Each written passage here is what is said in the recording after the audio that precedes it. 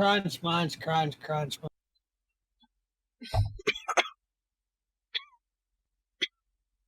Don't choke. Or aspirate, whatever. What'd you get from McDonald's? Bacon McDouble, a 6-piece nugget, and a large fry. Oh, and then a Powerade, because I'm still trying to replace fluids. Mm-hmm. And also the fact that I've eaten an apple and a thing of yogurt today, other than a glass of juice for breakfast. My poor sick friend. Oh my god. Like, I don't even know how to feel. Like, I mean, I'm sick. That's one thing in itself. But, like, everybody has this emotion of, like, you're not really sick. I'm like, oh, okay. And they're like, but don't come near me. I don't want to catch it. So what you're telling me is everybody you know is an asshole. Yeah. My mom's more concerned that it's going to become something deadly. Like, because she knows I loathe going to the doctor, because every time I go to the doctor and it's not life-threatening, not life-threatening, but it's not serious, they're like, oh, go home and get some rest. Oh, by the way, that'll be $700. So, like, she wants me to go to the doctor, but I'm like, there's nothing they're going to be able to do for me at this point. I'm 5 days into the infection. They can't give me anything. They're just going to tell me to go home and be on bed rest. Yeah.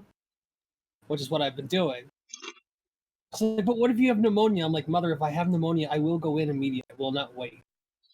I remember what the pneumonia felt like the last time I got it. If the cough doesn't go away, like, the cough doesn't go away within a week, I will go in and get checked out. She's like, but you could have pneumonia and then you could die. I'm like, believe me, if I get pneumonia symptoms, I will go in. Right now, I'm still working on the fucking flu. And then the Sagebrush asked me, well, are you going to be able to take your grandparents to the doctor's appointments on Monday? I'm like, I don't think I should be anywhere near them for a few weeks. Probably. Like, I don't know how long this is going to take to not be infectious. Like, I'm already a lot better, as you can tell. Like, I'm capable of holding a conversation again. But, I mean, believe me, I still don't feel great. My chest hurts. I can't stop coughing. I mean, I'm not coughing a lot, but you know what I'm saying? Like, I have that person. There's the coughing. Right. I took cough syrup. And I found adult liquid Tylenol, like a new bottle. And that seems to be helping with the muscle ache. That's not even muscle aches anymore. It's my chest is sore from coughing. And that seemed to help. Because it makes it, I don't want to say it doesn't make breathing hard, because my lungs aren't, like, particularly in bad condition, but the rib muscles are really tender. So it's hard to inhale and exhale. Not hard, but it's more difficult. Right. Yeah. Painful. Not painful. That makes it sound like I have pneumonia. It's irritating. Because I'm not at the point where I'm like, oh, that was last time I had pneumonia. I'd really not like to repeat that. My body is just real beat up, and nobody really gives a fuck. This is the third time in my adult life I've been infected with this shit. And, like, I told my mom, like, I just never got around, because we were so busy, and we had no help. I never got around to getting a flu shot. Like, next year in October, I'm getting a flu shot. Even all it means that I don't have as serious of the flu the next time. Because if I keep getting exposed to it, eventually it is going to kill me. Yeah. I know that's not what people want to hear, but if they're going to keep putting me in harm's way, eventually I'm going to catch a version that I'm not going to be able to fight off. That's really dark, I'm sorry. People are like, oh, no one catches the flu more than once. I'm like, yeah, this is the third time I've had it as an adult. Pardon me.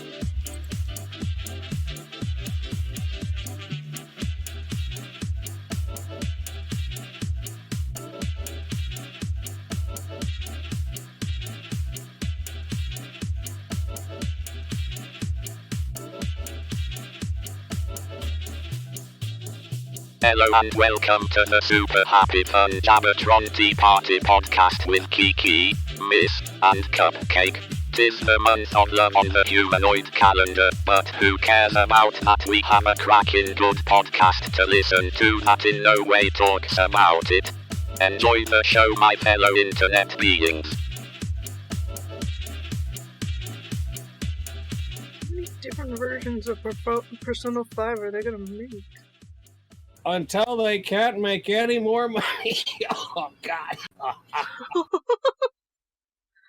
Oh, yeah, by the way, lung capacity is severely shot. So I can only do short sentences before I start coughing again. I should probably grab my headphones. Ugh. But I don't want to move. What I really want is a heating pad for my chest right now. I don't know if heat's the right thing, but it feel like it would feel good. If you have anything in your chest, it is. There's always a thing like heat or cold. I think I want heat because it's soreness, not inflammation. What are you laughing at? That dog, I tell you what. Snort, snort, snort, snort, snort. You know what? And of course, that won't frickin' turn on. There we go. Okay.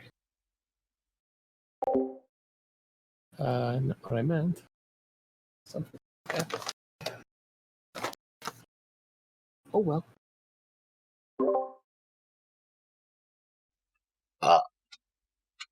Excuse you. I thought you wanted to see my heavy naked chest. No, definitely not. I mean, like, not that I have a problem with it, just no, thank you. I mean, I see enough of my own hairy chest as it is. It's not really that hairy. What's up? He's not really that hairy. He's not really that hairy? No. He doesn't have my problem? No, he doesn't. Can you see the fucking... It's like slowly coming down my neck. This is why I have to shave my neck, because otherwise I end up with a fucking, like, connection point. You get a happy trail down your neck? Oh my god. It'd be one giant fur ball if I left it all alone.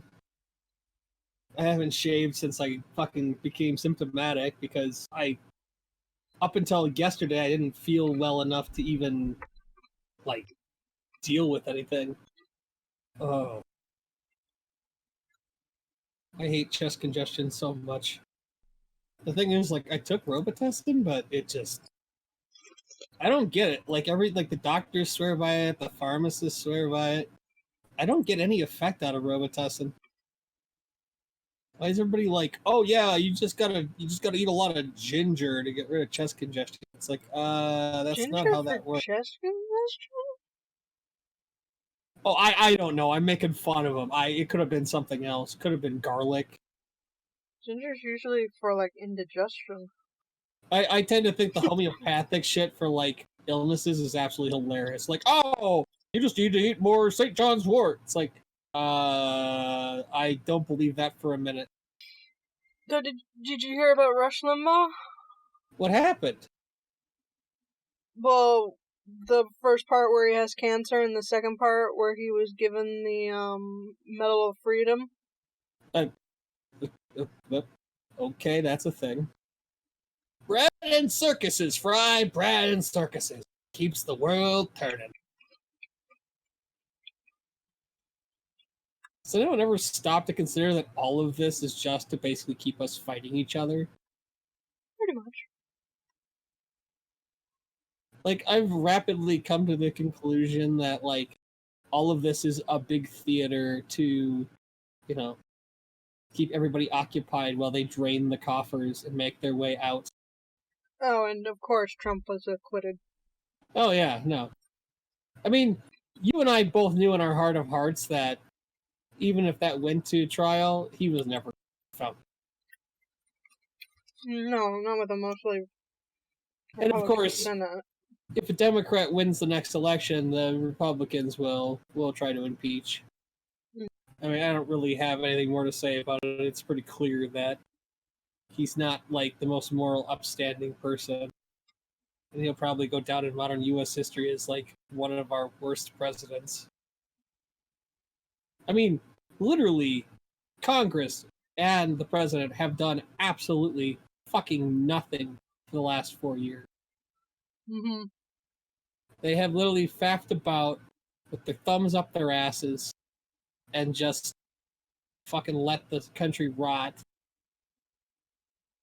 Because at least I'll give, like, you know, like, people are like, well, he's the next Nixon. At least Nixon got some shit done while he was president. Yes, he was a crook, but, like, his crimes are basically being a paranoid nut job in the end. You know, Nixon was at least a statesman before he was a fucking president.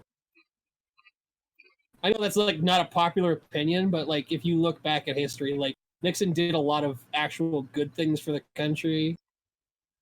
He wasn't just a bad guy. He did, you know, just like the good presidents had their bad sides too. Well, yeah. You can't be a whole person. Right.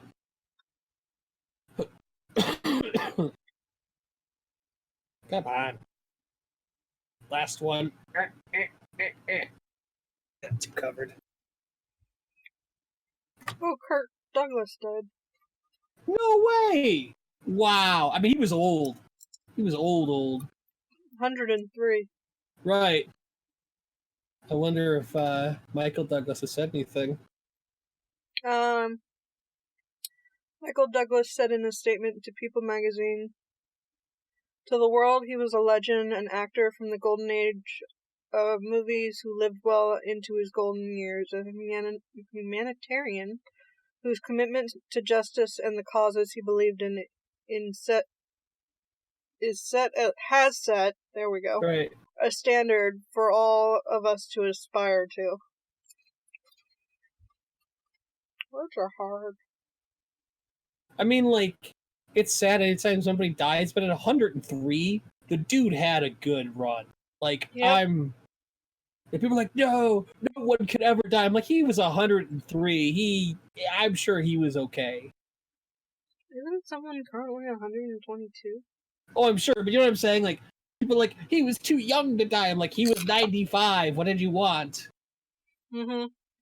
I mean, whenever like Betty White dies, they're gonna be like, she was too young. Bitch, she's older than sliced bread. I wonder how much longer Betty White's gonna last. I don't know how much longer is the Queen of England gonna last? It's a good question.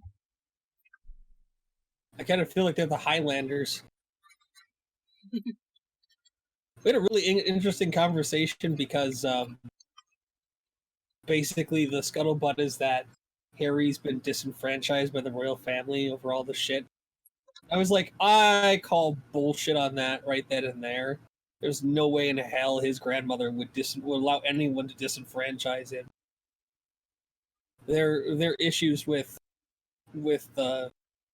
paparazzi are well documented, and he has every right to be, you know, want out of the limelight for a while, considering his mother was, for all intents and purposes, murdered by the vultures that wouldn't leave her alone.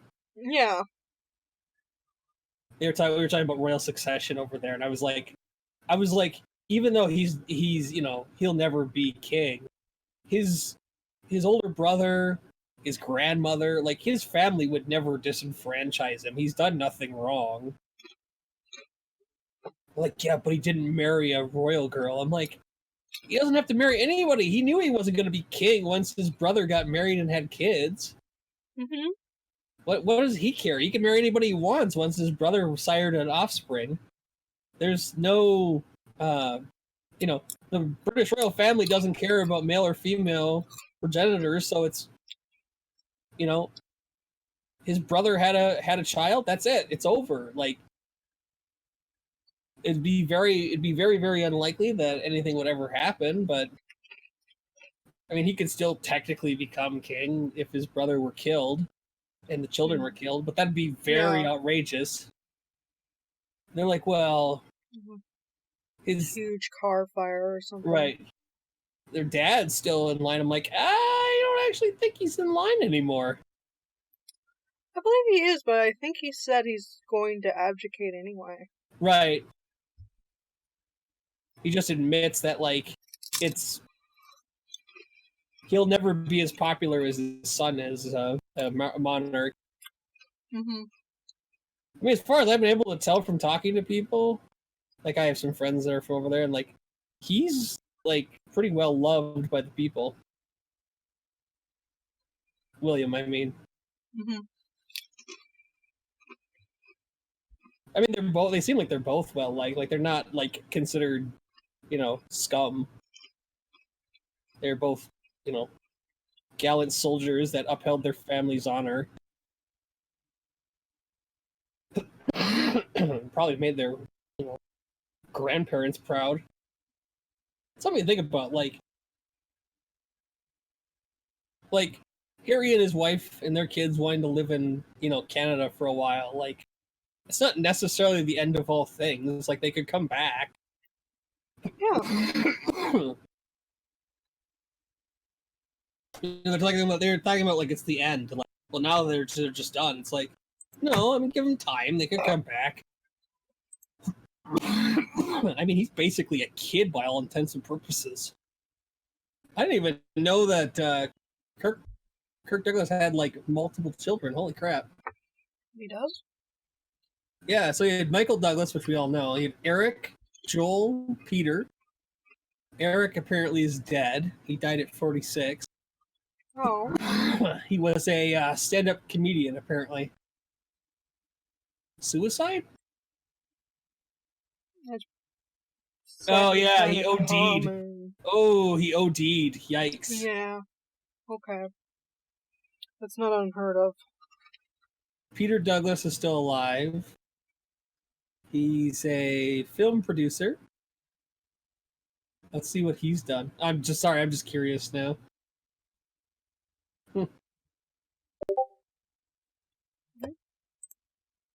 Joel Douglas, 73. Excuse me. Over here, tired. Hello. Hello. Hello. Hello. Look, it's Mish. Huzzah! Huzzah. Don't be over here dying. Don't die all the way. That'll be sad. I wish it was an over-the-counter medicine that, didn't require a prescription. Yeah, that would be better.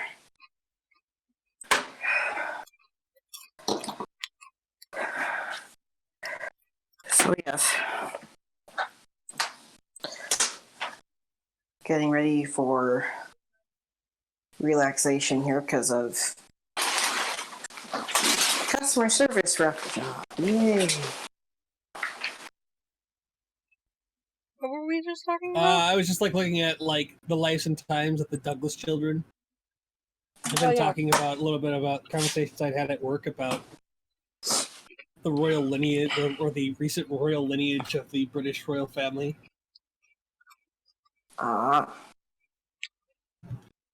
Because all the all my coworkers who are American are like, oh, they've excommunicated Harry.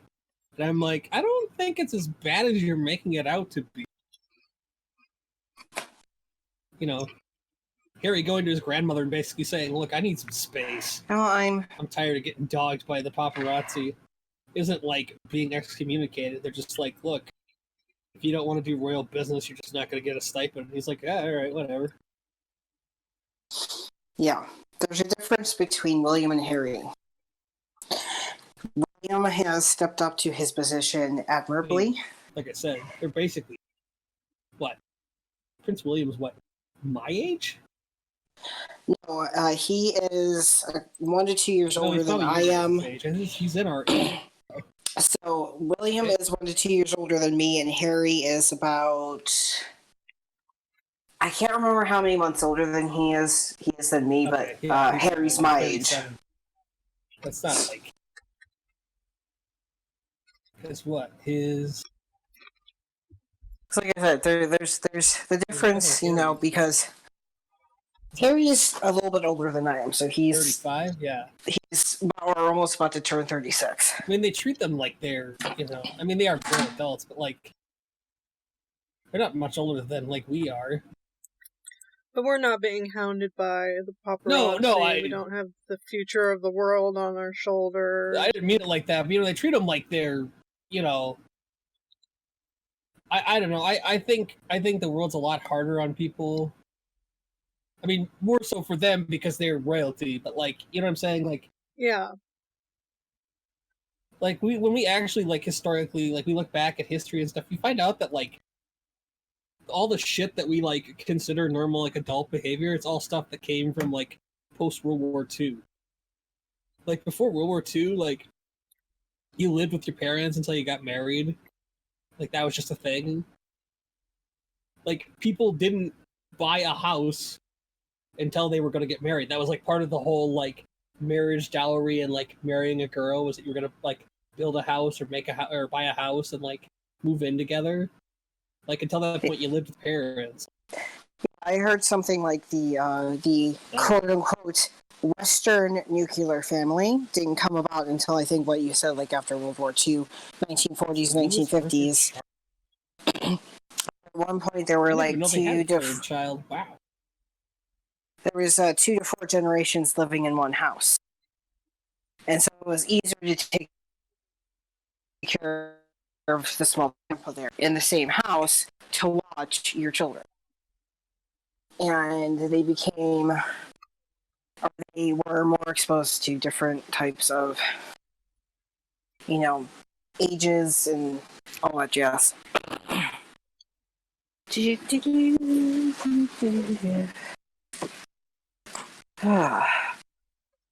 Apparently, Buttigieg is currently leading the polls, or not the polls, but the numbers of the Iowa caucus. Wait, what's up?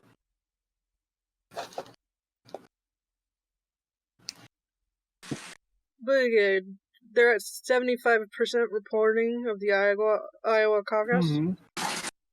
Because we had to wait an extra day because they fucked up. Right. Buttigieg is leading. Well, good for him. Was not expecting that. Well, anything to keep a dirty socialist out of the running.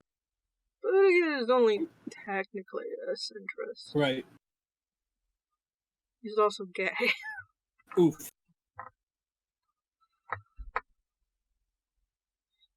We've had our first African American president. Maybe one day America will be ready, quote unquote, for the. I don't know that it should be Buttigieg. He shouldn't be elected just because he's well, gay. yeah, no, agreed. Talking not. as a pansexual person, he's not a great politician.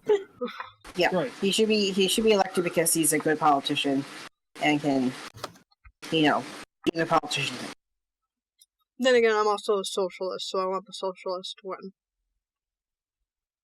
Or the woman. I'd also be happy with the woman. I'll take anybody who isn't a ardent Republican at this point. Yes. Well, I really don't want Biden either. I still...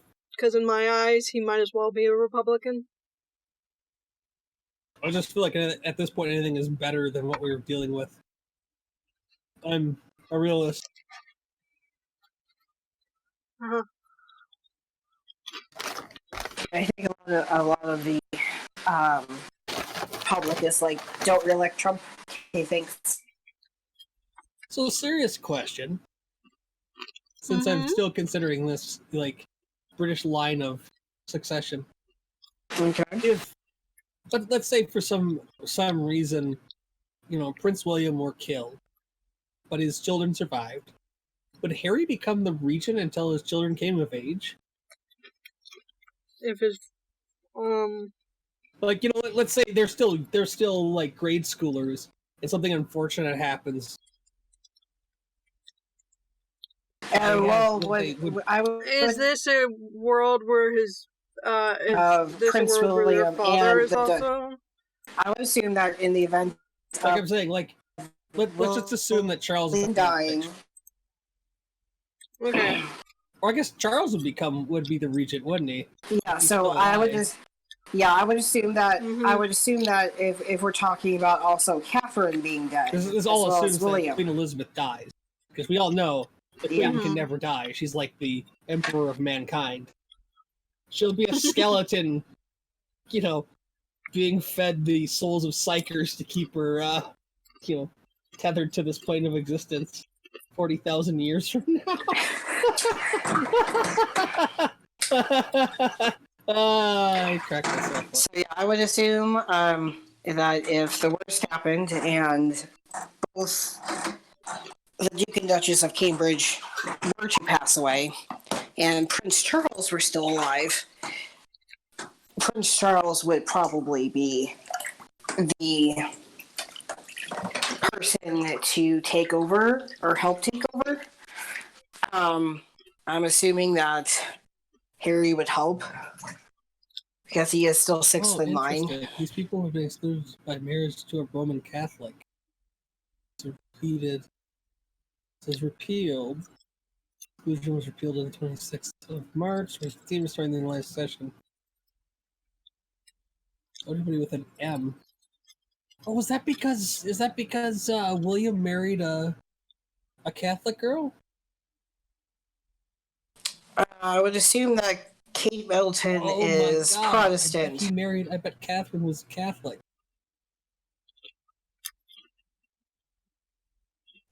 Well, I'm. She got confirmed. But that's why it came into effect, I bet. Because she was raised by Catholic family members. And it's interesting that they repealed the rule about not allowing royal family members to. I still think Prince William should just shave his head.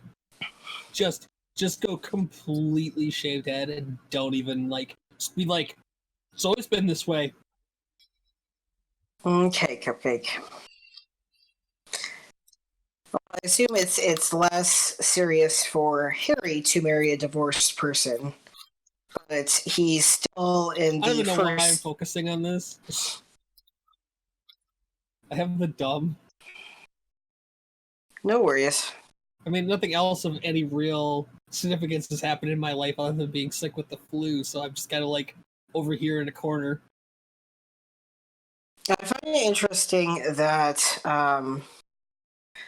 Harry marries a divorced woman, and the only reason that Queen Elizabeth became the queen was because her I watched a couple uncle. of Jeff Dunham specials while I was sick. That was interesting. Okay. What's special? The all over the map, or whatever that one is called, where it's his world tour, and then the Minding the Monsters. I want to watch the new ones, but they're all only on Netflix, and I don't have Netflix, so I was like, oh well, figure it out later. Sorry, I don't have Netflix either. I'm threatening to get it, but I worried that I would forget to cancel it after I got done with it. No, I don't hear you. Well, now you're unmuted. Okay. Well, I was just wondering because, yeah, I started a few lines of thought. We can't hear you. I can't hear you. I can hear her. That would explain that would explain why I keep stopping. Oh, Kiki. what? Why do I have Mish locally muted? What the fuck? I was wondering why you kept interrupting me, and I was like, that's why. Sorry, Kiki. That's why I kept stopping. I'm sorry, Mish. I have no idea why you were locally muted. What the fuck? Because I'm like, I assume that he can't hear me because I assume he wouldn't be interrupting me otherwise. Oh, I'm so sorry. I don't even know how you got muted. I don't know why I would have had you locally muted. I'm flabbergasted. There must have been something going on one night, and I muted you for something, and I don't even know what it was. No worries. Wait, you had a thought, Mish? Okay, so I've missed Mish's entire conversation, and I apologize. Well, it was going along the lines of the royal stuff you were talking about. Yes.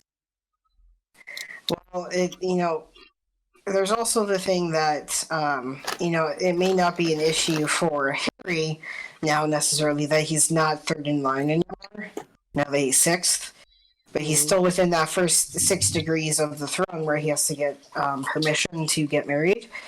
But the only reason he's sixth in line for the throne is because his grandmother became queen. The only reason his grandmother became queen is because her uncle abdicated and married a divorced woman. So yeah. Well, his ass would have been eventually kicked out anyway because of all the Nazi stuff. Yeah.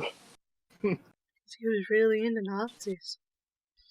Well, we don't necessarily know if he would have done the same stuff where they flew over to Germany a bunch of times if he had still been king. Because I think at that point he'd already abdicated and wasn't king anymore, so he could jog over to Germany and hang out. My arm is too short. Got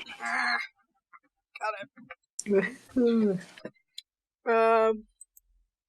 So we all saw I Want to Eat Your Pancreas. How did we feel about that? That's the gut punch. Yes. Yes.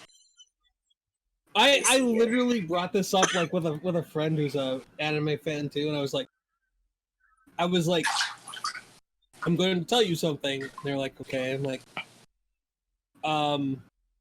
I hate twist endings, and if you hate twist endings, don't watch I Want to Eat Your Pancreas. They're like, why?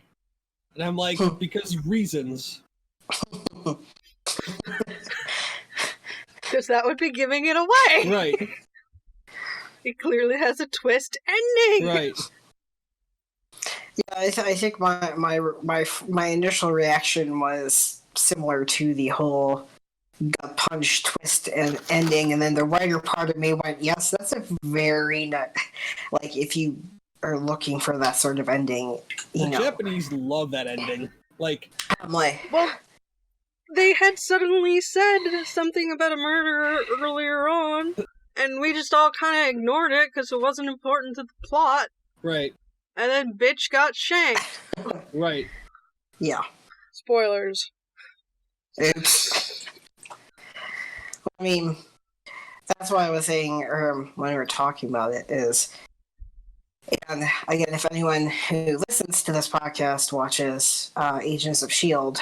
and hasn't caught up with, I can't remember when this finale was. I think it was season 5. When was season 5? Crap, I can't remember. Okay, so it was that far back.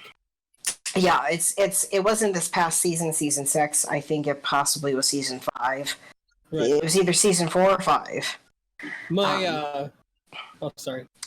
And where it was the season of the LMDs, and they were in the framework, which is a little bit like the Matrix. Right. So, spoilers ahead. Right. Now, in the framework, the basis of the framework is you take away the one of your biggest regrets in your life, and then your life kind of takes a change. So, for example, Melinda May regrets not saving that one child. And that early on in her career, there was an inhuman child that she wasn't able to save for various reasons. And so that took that away, and then that changed her life path and framework.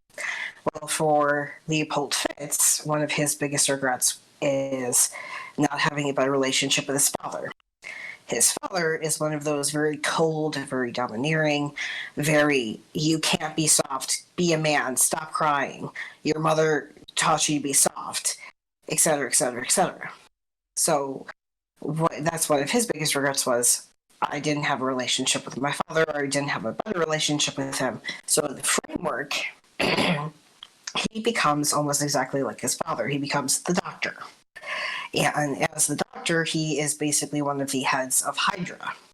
Hydra has basically taken over, and basically having all the agents in the Agents of S.H.I.E.L.D. in the framework changes history quote-unquote history of the framework, and makes it so that when Hydra, in like Captain America the Winter Soldier, when Hydra kind of busts out the framework, they actually went and take over. So what he's doing is he is torturing and doing research on Inhumans and on their powers and all that jazz. Part of this is what the first LMD, the LMD is a cyborg, basically looks human. She is called Ophelia in the framework. She is Madame Ophelia. She is the literal head of Hydra. In the real world, she's Ada, and Ada is one of those kind of like the FBI or the CIA. It stands for something like Android Intelligence, something like that. She basically falls in love with Fitz, and she wants to be human.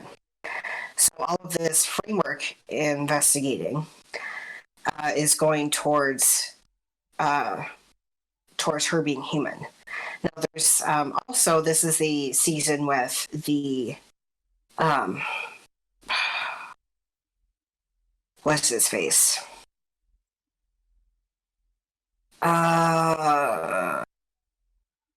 The one dude who, what's his face?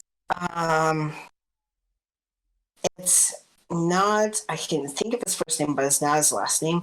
It's the guy who Nicolas Cage portrayed with the skull on fire. Ghost Rider. Ghost Rider.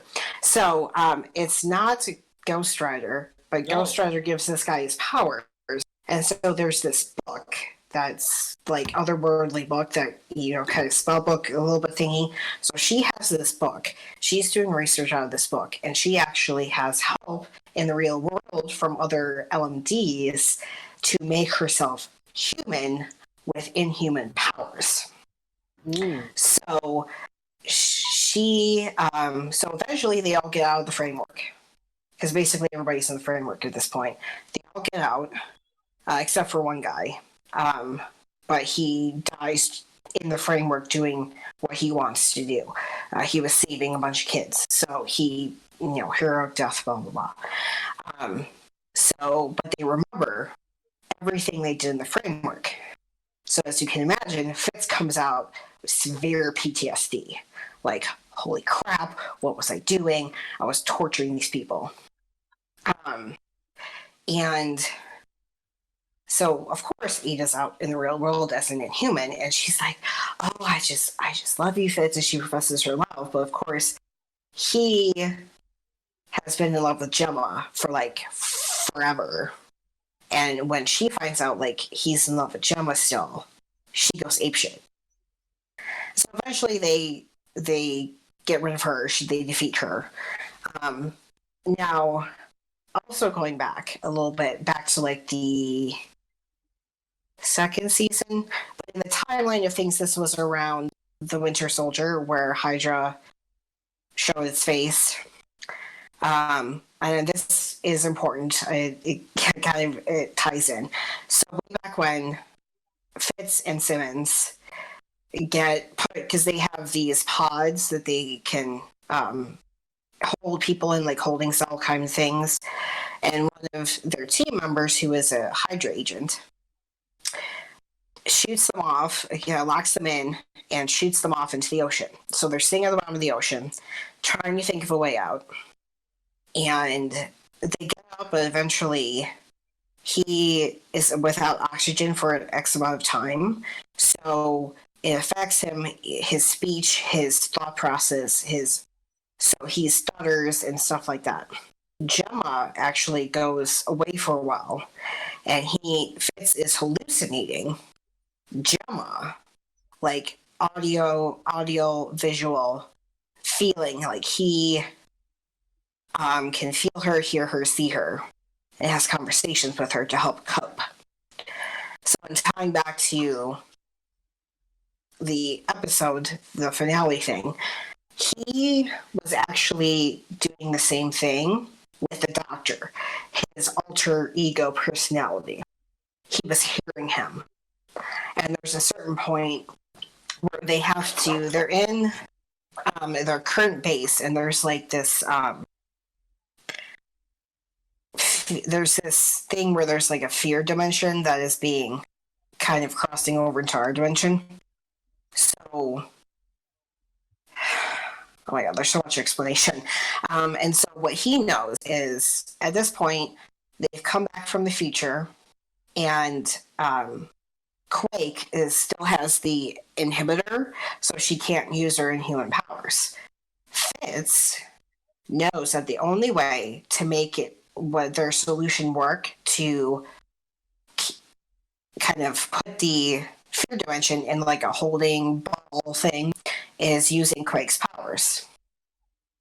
And so he thinks, and it's actually pretty good use of direction and acting, where you think that the doctor is doing it and setting everything up, but it's actually Fitz himself. And he's thinking it's the doctor, but he's like doing the auditory and visual hallucination again, where he's seeing and hearing the doctor.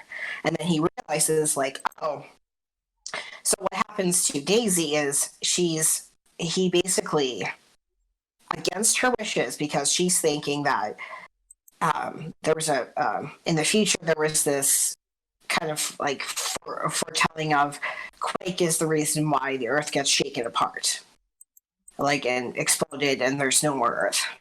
So she's thinking, like, I can't have my powers. I don't want my powers. I'm going to cause the Earth to be shaken apart, yada, yada, yada. So he has her tied down and realizes, like, I have to do this. This is the only solution to save us right now so we can continue going forward.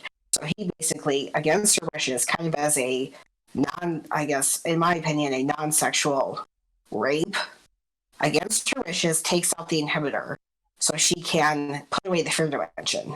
So he's basically committed this act of aggression and violence, like extreme violence against someone's wishes. So, and he's locked up on everything. So this finale, they're running around and saving the world, and they eventually save the world. And what happens is it's Fitz and Mac and May, and then there's this.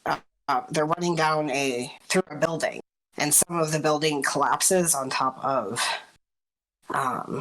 Fitz, like just total rubble, concrete, everything. So May and Mac dig him out, and they're like, "Oh my gosh!" And you realize that there's a piece of either rebar or concrete sticking through his abdomen, and you're like, "Holy shit!" So, and you that's like the first time in many, many months or even a year or very long time that you've heard Mac call him Turbo, because we first meet Mac when he first shows up, like right after Fitz and Simmons get out of the holding cell at the bottom of the ocean, when he has his issues with his mental state and his speaking and stuff. And Mac would always hang out with him, called Turbo. Hey, you got this, Turbo, giving him like, feedback and support and stuff. Well, this is the first time you hear Fitz called Turbo in ages. And so for me, it was like I was watching that live on TV and I was clapping. It's like, yes. Because in my opinion, after what he did to Daisy, it was one of those things where it's like that was practically the only thing that would bring him back to good graces in everyone's minds. Because okay, he helped us, but do we really trust him 100%? Do you really? And now that he's done a martyr stuff, he's now like, in that martyr sense, he is now in our minds as, Fitz helped us, and he, but with being into the 7th season, there's so many. They brought Fitz back, but it kind of has like this weird. I almost have to really go into like how they actually bring quote unquote bring Fitz back, because you actually have to explain what you have to then go back and explain how most of the team got sent into the future to begin with. and why Fitz got left back behind, and then what Fitz did to get to the future, to help them in the future, and then what they did once Fitz died, and it's just this whole, like, convoluted schlitzits. But in addition, that's kind of how I reacted after the first gut punch of, holy crap, she got shaked. I was like, yes.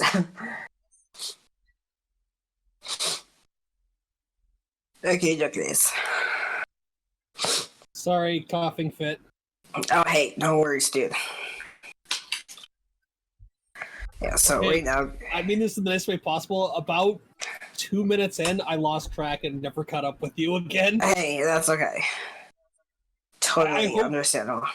I hope Kiki knew what you were talking about, because I was like, I'm so lost right now. Well, yeah, that's why at the end there, you have to, like, with some of these explanations, I had to go back and explain why I was clapping at the death of Fitz. And then I had to go back again and explain. So, I mean, it's just like, holy Kirsch Rollies. Oh, did you see that Kirk Douglas has passed away? Yeah, we talked about that at the beginning. Okay. I don't know when Keek started recording, so she brought it up. I was like, oh, crap. But he's 103, so it wasn't like a shock. I'm having sat last couple days and watched like 2 or 3 Jeff Dunham specials. I'm still in shock of he went on a world tour and didn't have any problems anywhere. He went to South Africa, the Middle East, Europe, Asia. He didn't have any issues till he got to Malaysia, and they told him no. Skeleton, can't think of his name. Ahmed. Like, no, Ahmed, he's insensitive. So he quickly dresses him up in a beret, and he goes, oh, this is his brother Jacques, the French terrorist. And somehow he didn't get shot, and like in the crowd you can see armed guards at the doors. Like, military folk who don't look real happy. I'm like, wow, you got balls of steel, buddy. I would not be fucking with a foreign government. Well, it's funny because, so in reference to this, so Gabriel Iglesias did a special that was filmed in Hawaii. So right. he was talking about how he went to the Middle East and explaining how, you have to be invited to the Middle East and stuff like that. So he said, was talking about there, and then he was talking to someone, like, after the show, like, oh, how did you hear about me? That kind of it's YouTube. See on YouTube. You're number 2.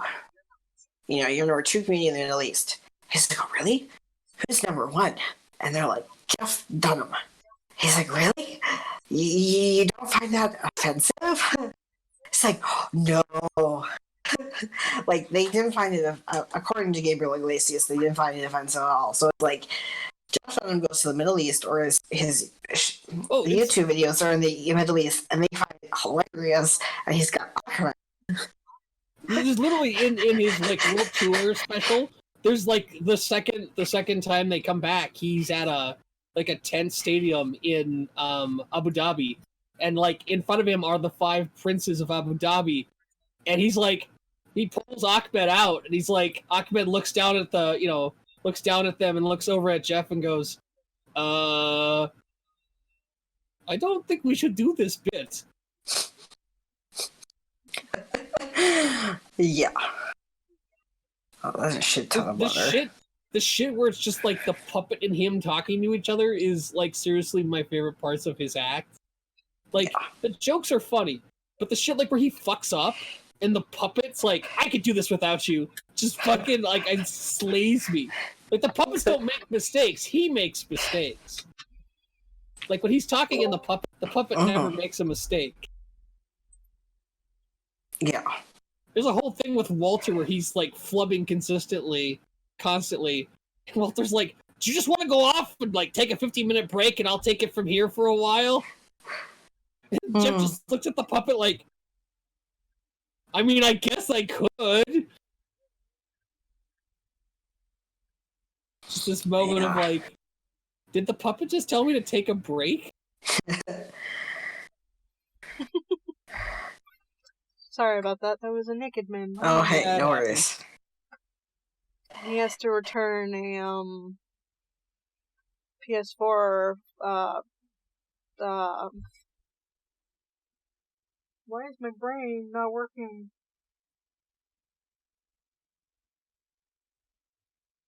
Power thingy.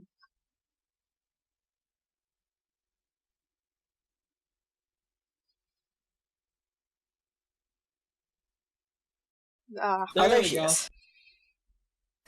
I hope you just froze and it wasn't like your brain locked up for like the last 30 seconds. It did! I can't figure out what the fuck I'm trying to say! Oh my god, you were just literally sitting there silently?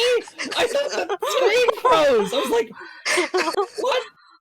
Oh my god! Did a computer crash? Is it the BitLocker again? Do we have to like ransom her off to the Chinese?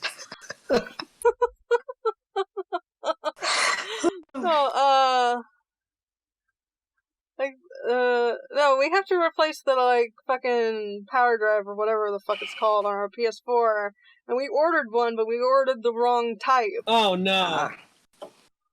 So he's sending it back. Oh, that reminds me, I'm buying a PS4. Good. You know why I'm buying a PS4? Because I saw the fucking trailer for fucking Final Fantasy VII Remake, and I was like, oh my god, it's like my childhood in a bottle! Did you see him in the fucking wig? Yeah, it's amazing! How pretty he looks! Excited. Oh my god. The last gaming system I had was when I was maybe like 7 or 8. It was an Atari. Yes, Mish, we know. You were neglected as a child. I'm sure I was. Tell that to child me who had like a stack half my size of books. Like, tell that to child me that had every major game console made since 1985. I had both. Oh, I meant every console. I didn't mean one line, I meant all of them. So... Oh, for a while there I did. But that's because I had an older brother and they were buying them for him and I was playing them anyway. Yeah. But I also had books. Books. Who needs books when you have Mario Brothers? What's really funny is, like, the really old Mario Brothers hold up, but, like, the one, like, the 64, like, one, like, I can't even play it anymore.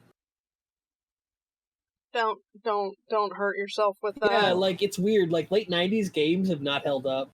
Like, I'm so excited for Final Fantasy VII Remake just because, like, it's... That era didn't age well, and just the trailer makes it look amazing. Like, I get that the one that's coming out is just through Midgar, and they're gonna make it like a full game, I guess. Like, they're fleshing out Midgar to be, like, 40, 50 hours.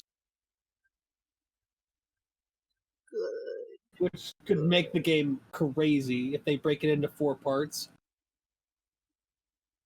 Which is my guess. But just the scene in the honeybee. Just Cloud as he's walking down the street in like the the red district. He's just like, not a word, not a single word. And you just hear Aerith go, not one? But you're so cute. And just the skull on his face of like, I hate all of you so much right now. I'm actually really impressed that they tuned down Tifa's assets too. I thought for sure they were gonna go like crazy with that, but they actually like proportionally built her normal. I'm sure they did and realized how ridiculous it looked on her stick figure. Right. Oh, what, you don't like the disproportionate stick figure with huge bumps on butt and chest to show See, female. what would have been really funny is if they, because obviously her modern incarnation of her fighting outfit has a sports bra underneath the tank top. It would have been really funny if when they went to the evening gown, like you could see like how much larger they were because the sports bra wasn't holding them in anymore. That would have made me laugh. Well, as Kiki can probably attest, once you take off the support, they sag. And the larger they are, the more they sag. Right. So, unless they're fake, and you can make them stand at attention. Right. At a certain part. Out. Yeah. But if you have the fat, natural fat, and they're really large, it's like, yeah, no. They're a teardrop. Right. Yeah. Not a circle. Right. Exactly. And as most women can attest, a lot of the times they're not the same size unless they're fake. Nope. They are really the same size. Your dominant size is usually smaller. Like, well, actually, like if you're right-handed, that the right side is smaller. Not really. Funnily enough, my less dominant side is smaller. So, but seeing that. Awkwardness intensifies for Cupcake. What's up? I said awkwardness intensifies for Cupcake. Well, I wasn't paying attention. I was reading the thing. What? We were talking about breasts. That's why it was like. Oh. It sounded like awkward. No, I was laughing at the thing he posted. Let me see here.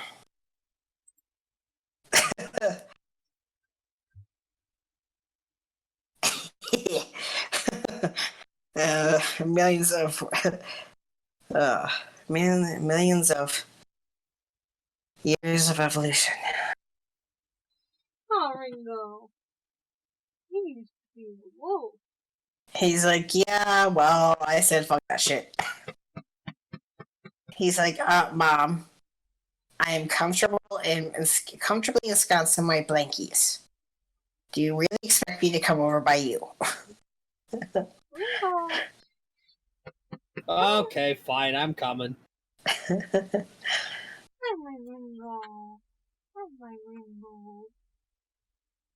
I'd pet mine, but he's visiting his grandparents right now. Mm. I was gone most of the day, so this one's been up my ass. Mm. Sounds like mine. He's a good boy. I just love the. I'm now subscribed to the Humanity Fuck Yeah subreddit, which is just stories about humanity, like sci-fi and like other species meeting us. And there's the one that I always go back to is the space pirates attack. They're like an insectoid race with like exoskeletons and all this stuff, and they attack a human freighter. And they can't figure out what this female crew member is fighting so violently to protect. And they fight her back to her quarters, and they basically grievously injure her. And her last words as she lay bleeding out is, "Cujo, protect the baby." And they hear a low rumble. And then it says, like, all footage lost after this point, and then it cuts back. Human Space Marine Expeditionary Rescue Force arrives. Of the original 124 crew, 101 survived, plus 3 ship dogs. Yeah. In reference to that, is I follow the Space Orc or Space Australian thing on Tumblr, and there was one about first contact with humans It's like, we went down and visited, and we realized that, they had an infestation in their home. So, of course, yes. This one. We introduced an agent to get rid of this infestation. And all of a sudden, their reaction was incredibly violent. They started killing and basically kicked them out. Oh, it was. Well, we didn't realize.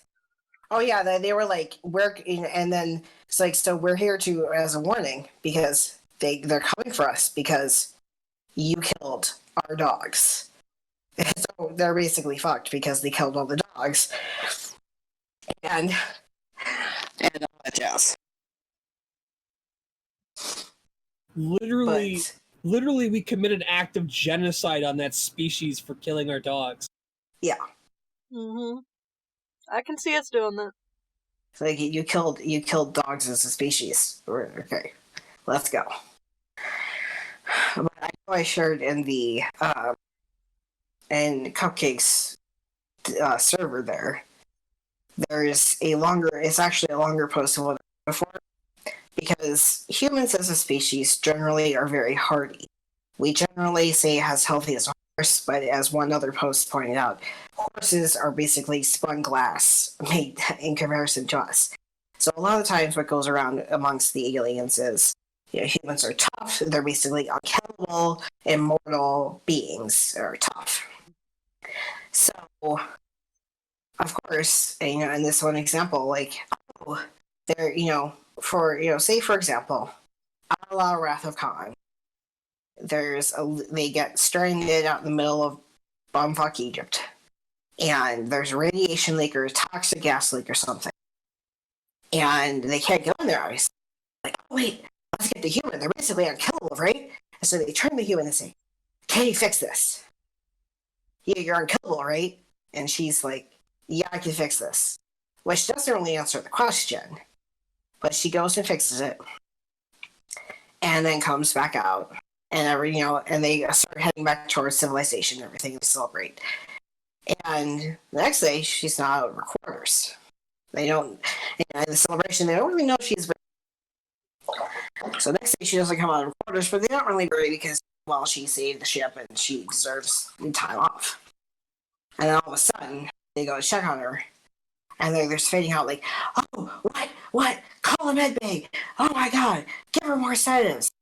And then cuts to them walking stony-faced, stunned. Yes. And into this space bar. And there's whispers that go around here. Let me find it. Humans are hard to kill. Yeah, let me see. Let me find this here. It'll be fine. Humans are always fine, right? What is help, wake up. You have to wake up.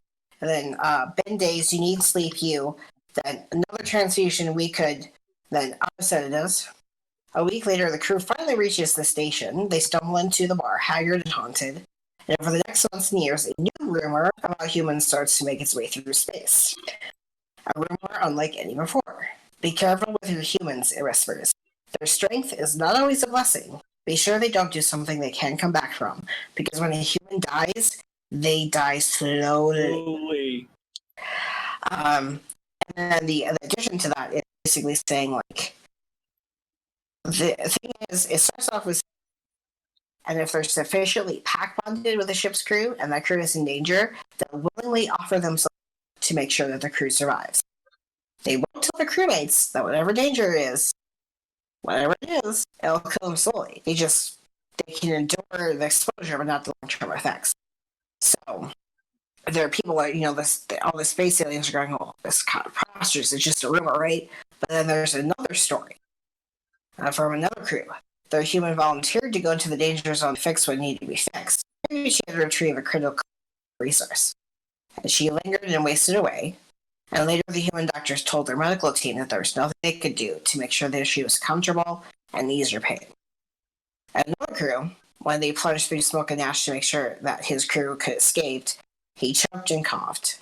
And when their medical commander performed the autopsy, they found his lungs and throat and sinuses all coated in soot, black and mucus, and red blood. So, Just because they die of shock, they don't die of shock. Just because they don't die right away doesn't mean it won't kill them.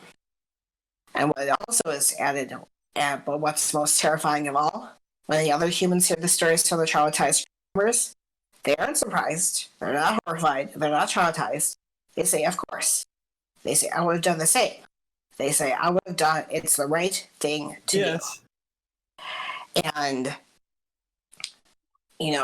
basically, and then someone else putting in here, is very quickly shifted from humans are terrifying space orcs to humans are pit bulls. Strong and vicious when provoked, incredibly gentle with those they love. Absolutely, fight to the death. The bottom line of the folklore we've all built together seems to be that we're not monsters, and we're not weaklings, we're dogs.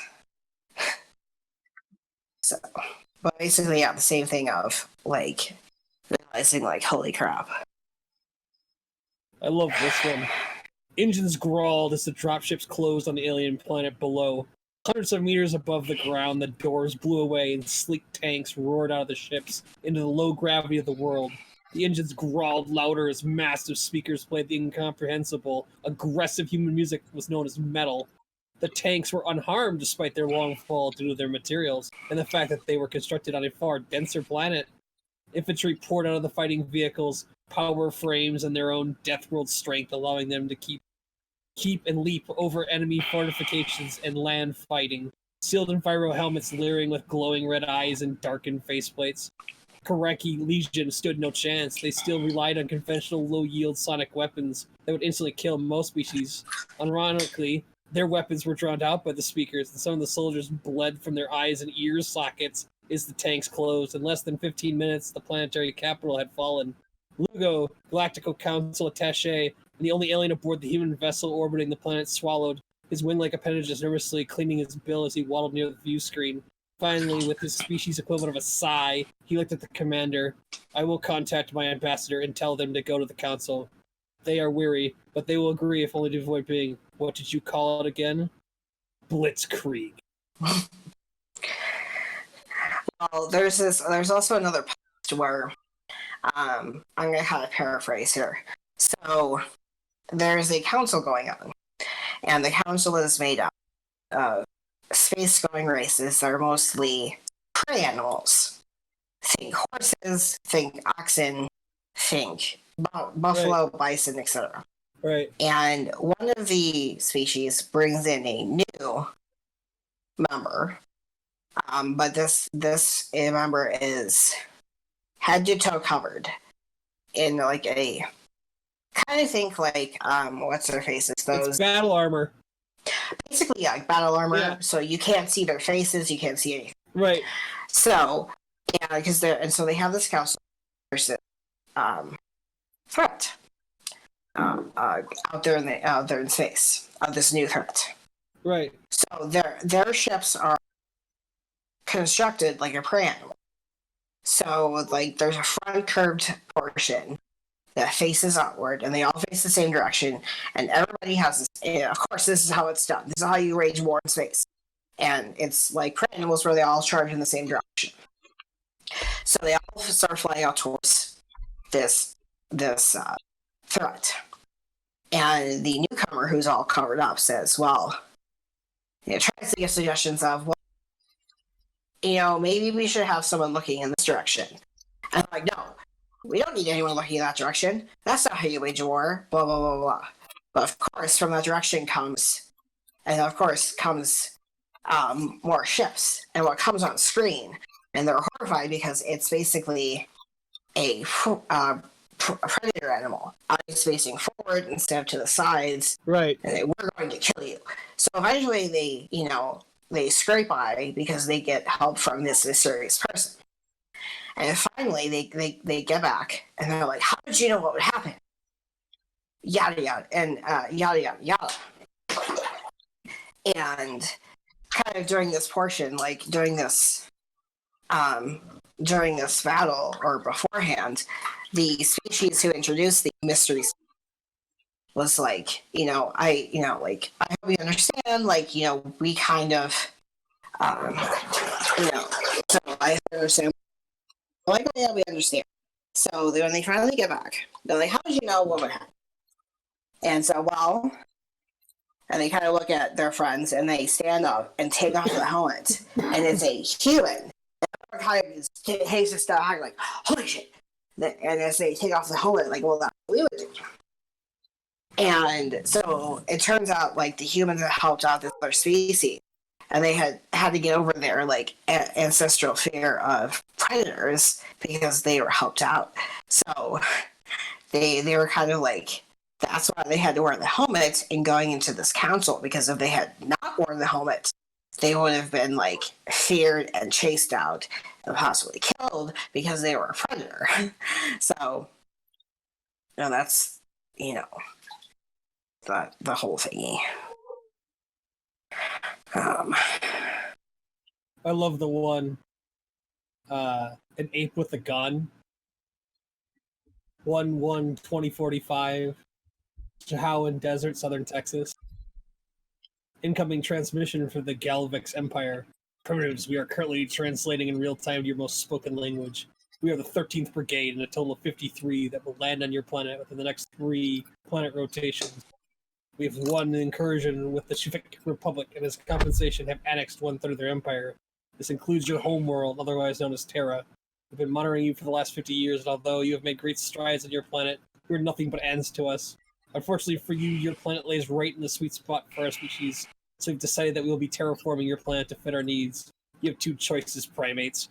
You can surrender honorably, accept yourselves as members of our working caste, slowly gaining favor within our society over eons before becoming a second-class citizen, thus ensuring your survival. Or you can be completely annihilated in the blink of an eye. You have 2 of your planet's rotations to surrender before we open fire and wipe you off the galactic map. Don't resist. Though you might have an impressive weaponry, you are nothing to us, an ape with a gun, if you will. You're strong, but too blinded by your own hubris to do anything more than an animal could do. We will await your surrender or annihilation. Either of these is acceptable. 100 years hence. Incoming transmission from the United Earth Empire. 100 years ago today, you said something to us that always stuck with us since that day. Gave us a prompt that our greatest philosophers and most ruthless soldiers have ever pondered. Day after day, year after year. Now on the deathbed of your empire, we give you the answer. An ape with a gun can still shoot. Yeah. That actually reminds me as well. One of my favorite writing prompts. The writing prompt is, aliens have invaded and are taking over. Their technology, intelligence, and unstoppable. They just didn't plan on one thing. The old gods returning. So the person who responded, it goes, when they first arrived, they were joined. Like, hey, we're not alone in the universe. Their arrival brought about world peace. With other life forms out there, we need to present a united front. We solved world hunger, poverty, etc., within about 10 years. Oop. And,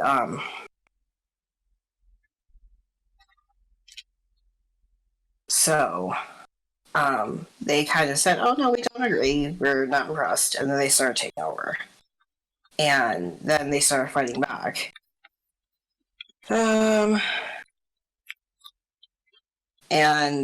Basically they were overpowering for their weapons, armor, tactics, etc. And then something unbelievable happened. Stories started filtering through to the pockets of us in hiding strange stories. A freak electrical storm in Greece that appeared from a clear blue sky and wiped out 1,000 of them in less than 15 minutes. Aliens impaled on branches of rare trees, etc. And then one day a massive seafaring vessel chasing a fishing trawler was pulled under the water. No reefs or icebergs in the area, and sea mines have long been disarmed and deactivated. So basically, I spoke to a man who'd been in a sloop running from the Xeno ship. He swore blind the Kraken had gotten it. The tentacles alone bigger than the time he'd been huddled on. He shuddered and drank too much, and I put it down to hallucinations caused by bad shine. Then we heard about the warriors. We heard about chariots of all things chasing down whole platoons of aliens in Egypt. Chariots so bright it felt like staring into the sun. A huge hound with 3 heads was spotted in Greece. A man in shadows and a woman doing the. as aliens advanced on them. I finally believed well, of course, there's no such thing as monsters. I finally believed when I saw 3 women facing the largest army of aliens ever, at least 12,000. I've been running from a scouting party, and when I stumbled down the tree line onto a road, chased me right into the path of the oncoming horde. The moment you face your death is a strange one. Everything felt calming, so thundering of the pulse in my ears, and the crows that seemed to come from nowhere to blow out the sun. Then 3 women strolled into the road in front of me, placing themselves between me and the advancing. A young woman barely out of girlhood, someone who could have easily been my mother, and a woman so old she was almost bent double. It was the oldest who strode towards the mass of aliens without an ear, leading the other 2 towards their death, and the din of the crows got louder. The youngest one glanced my way and smiled playfully, and something from my grandmother's tales made me let myself to the ground, hands clamped firmly over my ear. The scream started low in the back of the old throat, traveling through the ground, and making every bone in my body shudder with the vibration. So basically, they scream aliens to death. So yeah, the old gods were returning and saying, "No, you can't have them." Been talking all day.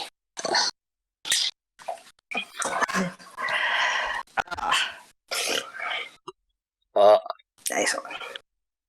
Pirate advice: human ships are gray and boxy. Do not board them. Humans will fight tooth and nail rather they are protecting gold or food, but even more so if they're protecting an offspring. But that is not the scary part. They have these beasts, former apex predators from their homeworld, 4-legged, fur-covered, snout and eyes of a predator. Saw one kill 4 of us before being dispatched. 2 more died from the infections from the bite of it. I barely made it out alive. I still have nightmares about the one they called Pumpkin. Aww, you're scary, Ringo. You're scary. It's a hilarious thought that, like, there's one called Apex Predator where they talk about we're helping a species of what are basically giant bipedal cows. It's like a herbaceous species. They don't no meat eaters on the planet, and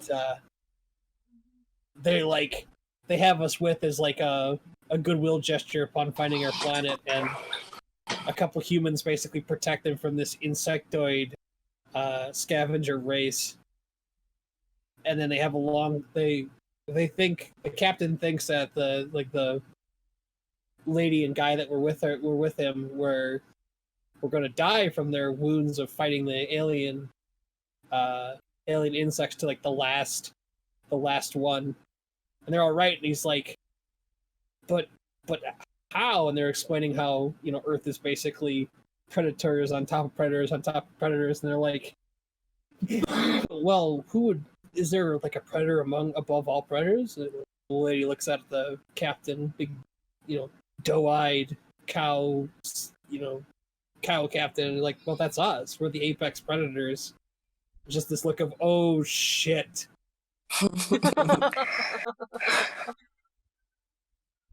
Because like the cow species are huge. They're like 20 feet tall. And we're like, tiny compared to them. They're like, well, they can't do very much. And we just obliterate everything we come in contact with. It turns out we're like evolutionarily like, basically the equivalent of a weapon. And also, a host pointed out, like, we're basically the Terminator. We're like we walk you to death. And the only animals who can keep up with us, dogs, and that's only sometimes they can't keep up with us. We can a peak performance human can literally outmaneuver every other species on the planet. We'll run everything else to death. They're talking about it's really funny because people go like, well, all these species, adapted. They have an evolutionary advantage. And they're like, But humans never got an advantage. It's like, oh no, we got an advantage. It's called endurance. Oh. And later on, it was our brains, got big. But those two things together basically made us the dominant species on the planet. Okay, I have to share this. This is funny. Well, I love the story. Lieutenant Les McBurney. Oh God. He's a firefighter. Right. Oh, that's funny. But like there's a whole Les McBurney. There's a whole like series from that initial like Apex Predator story about like it turns out that we have the giant cow species didn't realize we had a thing, like humanity had a thing for cute creatures, and we find cows to be pretty damn cute.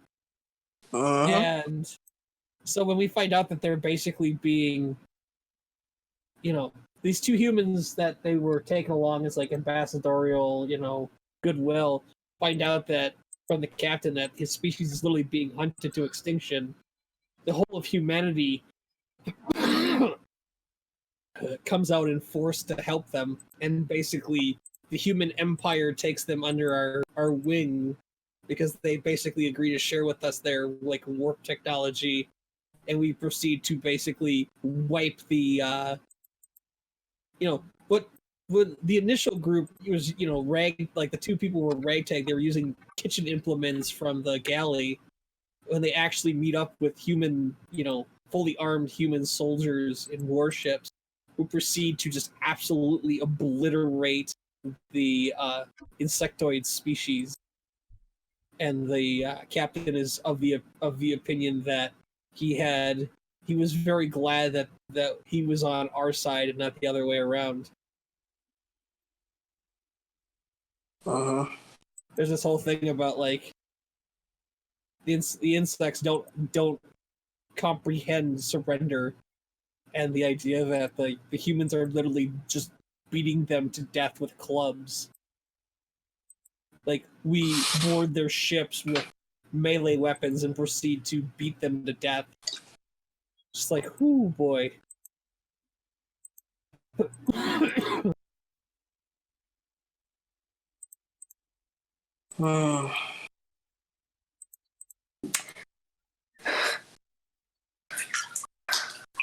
Another one is someone had shared this Tumblr post saying, "This sounds like it was written by a really enthusiastic alien humanologist. Humans are adorable, supporting evidence. Humans say ow, even if they actually haven't been hurt.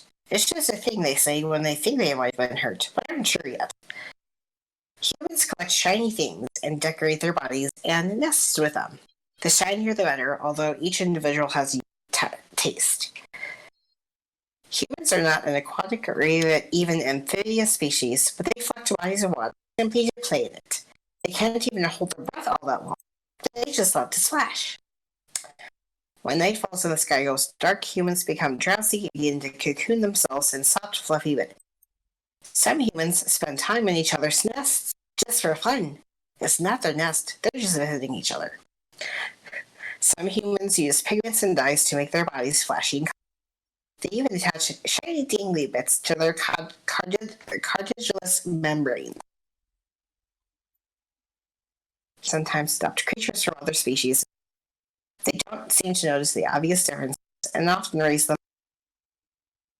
If a human sees another creature in distress, they can commonly be observed trying to help.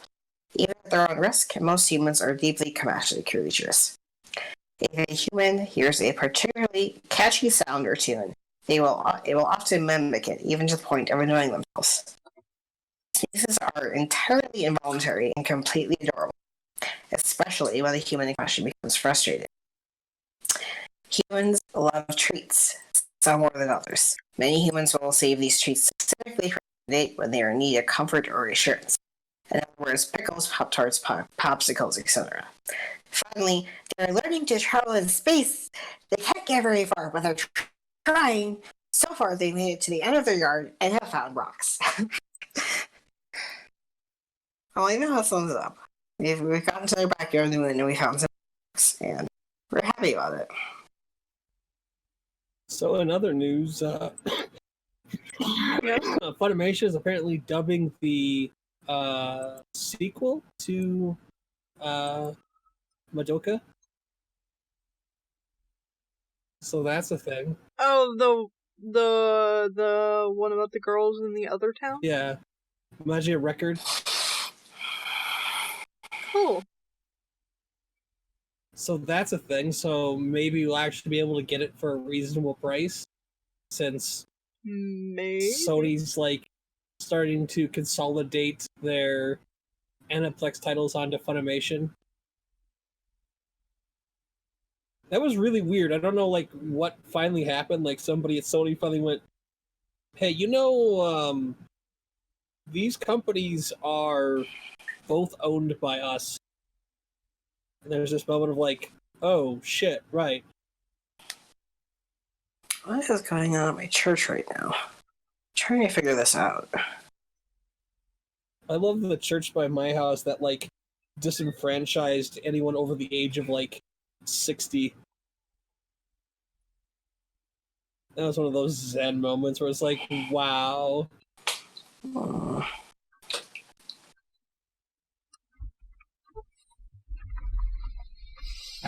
Ow. Ow. Why are you hurting yourself? I kept stepping on my headphone cord while standing up. Mm-hmm.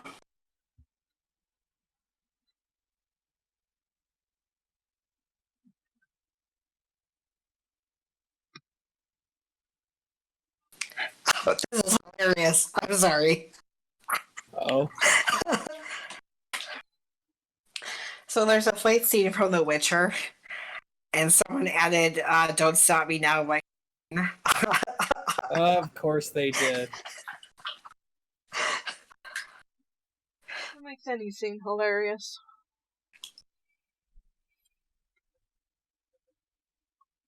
Yes, and the other Discord server I'm on they added a Witcher. Yeah, and people are definitely thirsting over Henry Cavill as the Witcher.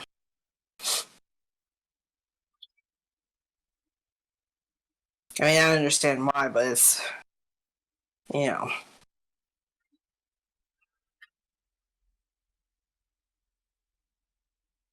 How you feeling, Cupcake?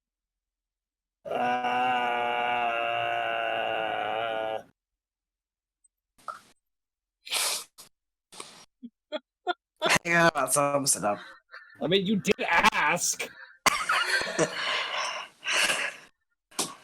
As I was telling Keeks earlier, everybody treats me like I'm faking, but everybody keeps at least a 10-foot space around me. You're not really that sick, because if you were really that sick, you'd go to the doctor. All right, come a little closer, let me sneeze on you. Oh, no, go home. I don't want to talk to you. It's like, oh, okay. Thought I was faking. Yeah.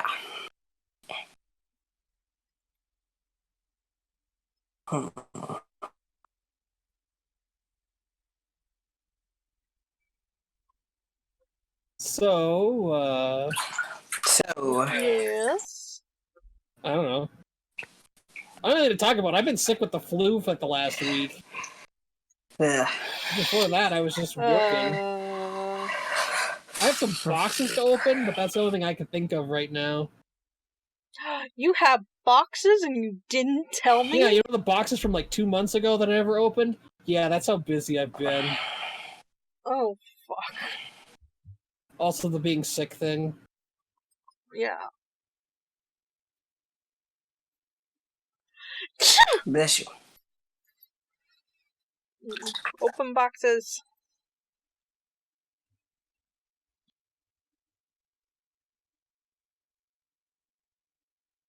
Well, I can always talk about the book series I'm reading now. No one's stopping you. Hold on.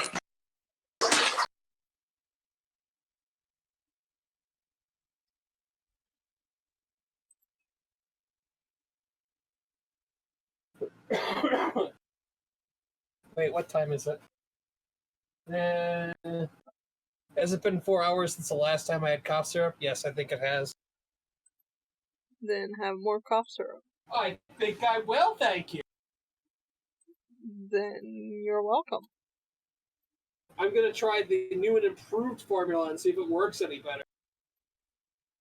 It probably won't, but...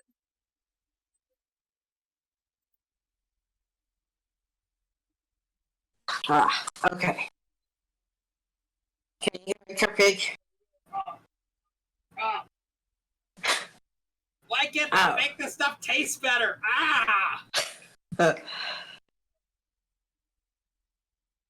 Poor Cupcake. Because you need to take a spoonful of sugar with it, that's why.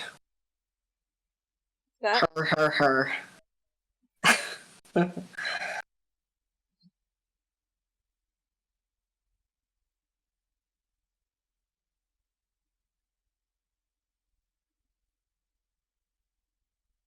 Alright. Okay. So, let's see here. How many books are in this series? Let me pull it up. So, it's called the Rushed series. By The what series? Rushed, like I rushed to the store. Oh, okay. And it's by Brian Herman. Yes.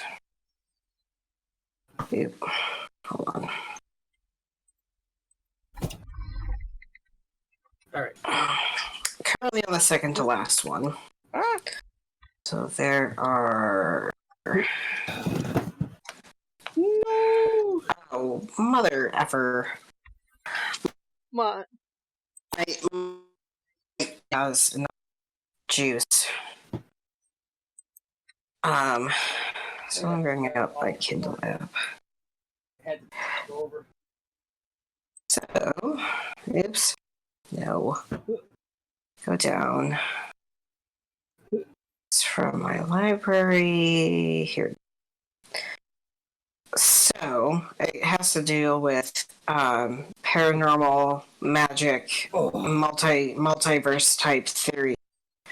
So there are 1, 2, 3, 4, 5, 6, 7, 8 books. So, starts off with the first one that's just rushed. So, follows this guy, Eric. He's in his early 30s. I think it starts off with him as being 30, 30-something. A high school English teacher. Nothing really special about him. Lives in Wisconsin. English teacher, So for a couple nights in a row, he has a dream that he needs to go somewhere. And it's compelling enough. The first night, he's like out to his car before he stops and goes, WTF? What is going on? Like, this is weird. Like, it's the middle of the night. Why am I having this dream that I need to go drive somewhere? So he goes back to bed. Second night, kind of same thing happens. Third night, his wife gets up to find him in the kitchen, just sitting there. He's dressed, having a cup of coffee. So, they talk, and he's like, well, maybe I'm having a mental crisis. I just figured I'll drive, I'll get this out of my system, and then I'll come home. So she's like, okay. So he starts driving, keeps driving. Figured he would turn around at some point, go home. No, he just compels him to keep driving. So eventually, he gets to a dirt road, goes down the dirt road, and eventually he meets someone at a house who goes, oh, you're finally here. And he's like, what's going on? So eventually he finds that he's following his dream, because all he can remember from his dream is a bird. And he walks past this house and gets to a barn, and there's like a bird metal thingy attached to the barn. So during this process, he kind of, because there's the dream him that what kind of went before he did. And like there's this one part where he was supposed to get on a boat to go across the lake, but the boat was gone because the dream self of him already took the boat. So like there are things that he misses because he didn't go the first night. And one of the things is they're called fissures. And so it's where in other universes there are cracks in between the universes. And so there are things that come out of there. Like there's this really angry orangutan looking thing that he nicknames Angry George. Another thing that he finds out about in some cornfields is what are called corn creeps. He calls them corn creeps after a dude he meets while running from the corn creeps. So they're really, really tall creatures that they're coloring, they're green like the corn stalks. They have a thick muscular neck. On the top of their muscular neck, they have a bunch of insect-like eyes. They have a really huge mouth that basically opens almost all the way down to their groin area. And so he eventually finds out he needs to get to this cathedral to find something at the bottom of the cathedral. And that's where he's going. And he's kind of guided by this dream. And you kind of run into a bunch of monsters. He actually has encounters with this one guy who's part of a government agency that looks into the paranormal and et cetera, et cetera. And this guy keeps leaving golems for him, like monsters and stuff, to chase him. In the process of chasing him, he actually meets this girl, Isabel, who is trapped in this house. So occasionally what you'll see in this series are houses that are there, that are attached to other places, but are in like a different plane of existence. So Isabel he eventually ends up in this nudist colony who was closed down. It was closed down because Isabel, 40 years prior, had disappeared. Okay. She disappeared because she found her way into Altrusk's house. And Altrusk was the alter ego of the guy who ran the nudist colony and was kind of looking paranormal. So Isabel helps him out because basically Altrusk went crazy, got stuck in his house that was not there on the other plane of existence, and went crazy and became the house. So she helps him out, and he feels bad because he can't save her and bring her with him. So eventually he gets to the cathedral, and he finds the guy who's kind of setting all these monsters on him. And they eventually go down this cathedral. Now, again, this is a place in between, basically a big crater on the ground. Think of like a mine where they're cutting a hole into the ground, and then it goes deeper and deeper as you go in. So, and it gets like heavier and heavier, the atmosphere. So he finally gets to the bottom. Okay. And he realizes he's got to choose the right jar, and he figures out which jar he has to choose, and then he reaches for it, and then the dream warns him, don't touch that one because you'll die. But the guy following him doesn't know that and just sees him reach for it and then kind of pause for a second. So the guy following him actually dies. He finds what he came for, which was like buried in the ground. And so he's basically touched by God. It's like the staff of Moses, I think. It's what's referred to be as, is like the staff of Moses. And there's this gas station attendant who's like an otherworldly being that helps him out.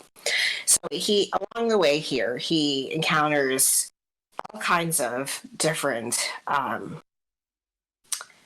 things that you might think were out of story. So the next one, he finds what are called, in the next book, he finds what are called unseen places, where things that had become so part of the background that they're unseen.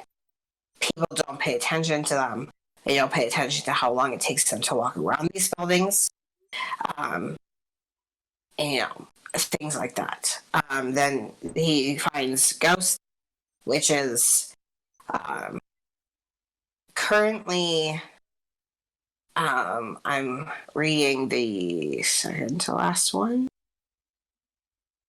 which has some blood witches in it, but they're dealing with, they also bring in a little bit of voodoo type of thing, so there's the spirits for the voodoo, all that kind of jazz.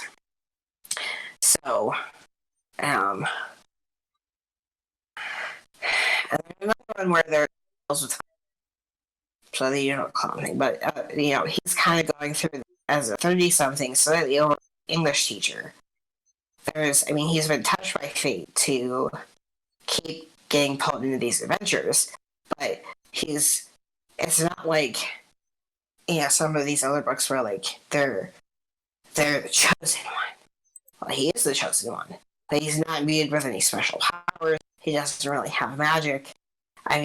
He does have, from his first adventure, he gets scars. Like, from his first adventure, he gets scars on his shoulder from his first adventure with the golem.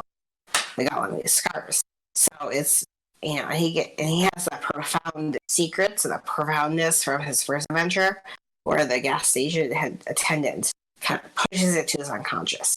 So it's not so overwhelmingly there.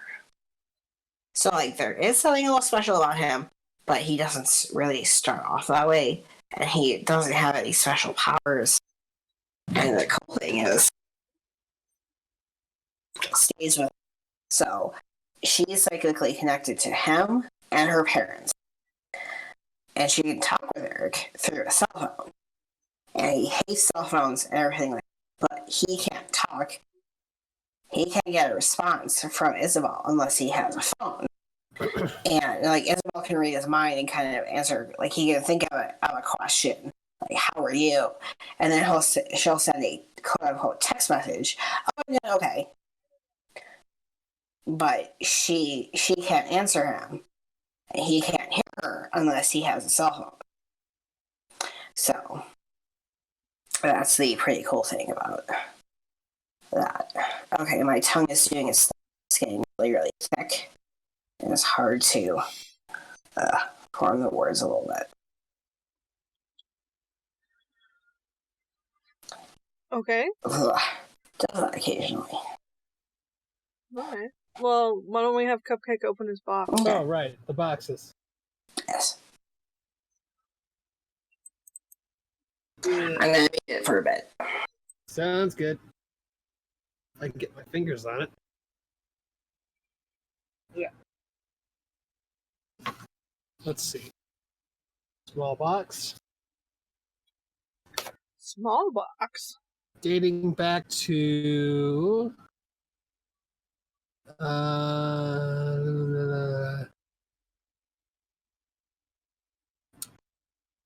January 9th.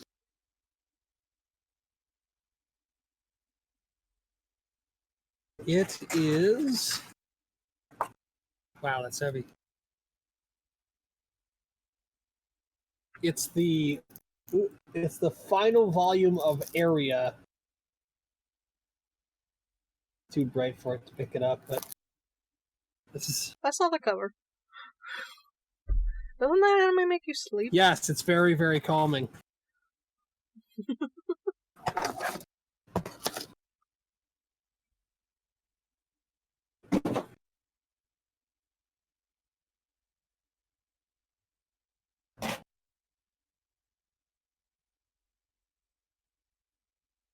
And then we've got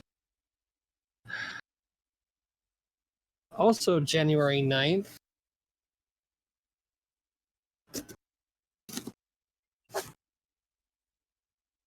It's another box that's like opening. kind of funky. And they sent me another sticker of Ritsu, their mascot, and they told me they want me to order plastic shit from them. That's what you need, more shit. Right. What's in here? Or whatever it was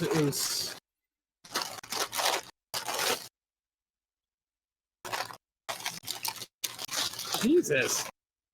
What the fuck? What the hell did I order? What the shit? What is this? Holy crap, they really wrapped this good. Sounds like plastic wrap. Oh.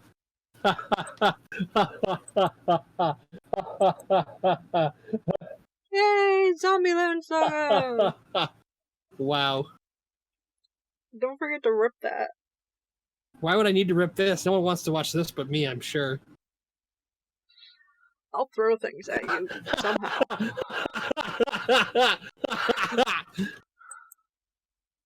This one actually seemed like one of the ones that you and I would watch. I mean, I'm always up for like idol singer animes just because I think the whole concept is hilarious. I mean, I got hooked on Love Live, and it was just a matter of. Which reminds me, I've got to order the Love Live movies coming out, the Sunshine one.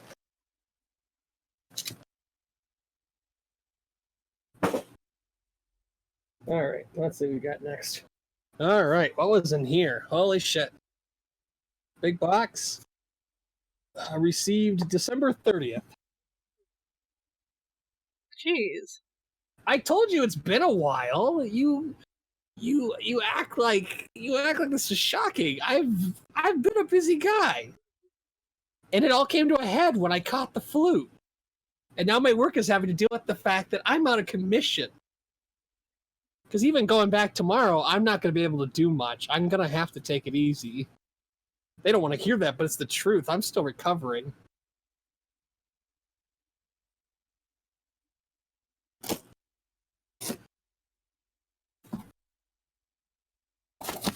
Alright, let's see what we got here.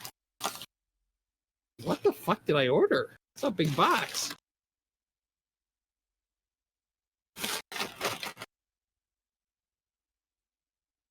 Alright, I'm actually getting warm. That's a little shocking.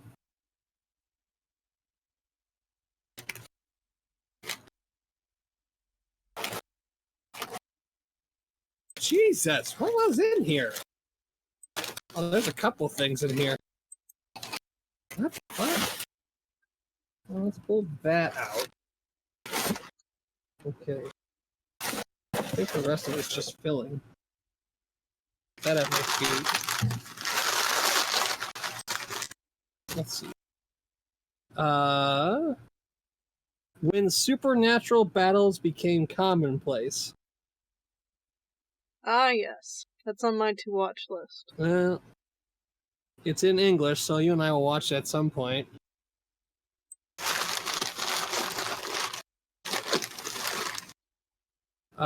Kaze-san and Morning Glories.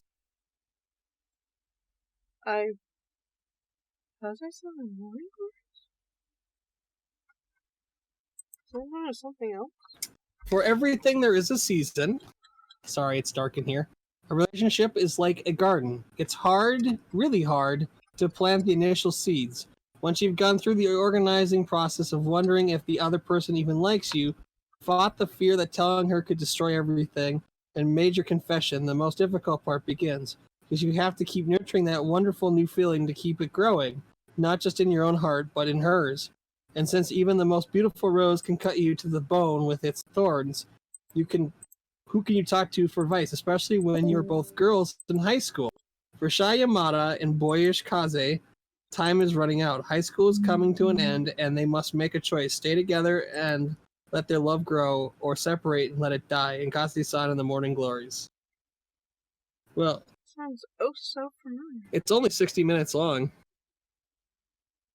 I have a feeling that's probably they let their love grow, because I can't believe that something called Kazi-san and the Morning Glories would be about, well, after everything was said and done, we decided that we really just hated each other. And that was that. And then she got shanked. And then fuck you!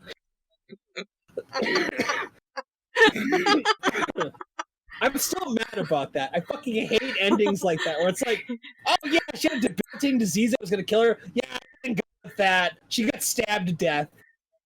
Wait, what? She got stabbed to death?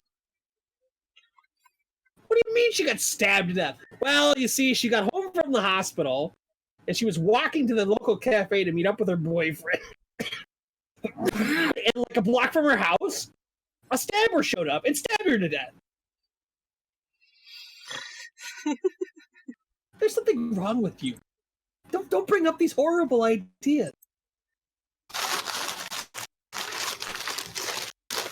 And then finally, because I am a consumer whore, and how? Let me just check my list. Yep, okay. Because I'm a consumer whore, and how? And I couldn't possibly live without having it in Blu-ray, because I'm a whore. Ultra rare.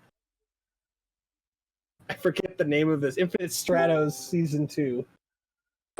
This thing is fucking gigantic. Why did I fucking buy this? What is wrong with me? It was $15. I was like, hey, look at that. I got it on Blu-ray. Fucking thing is awesome. Because it's Cupcake. That's why.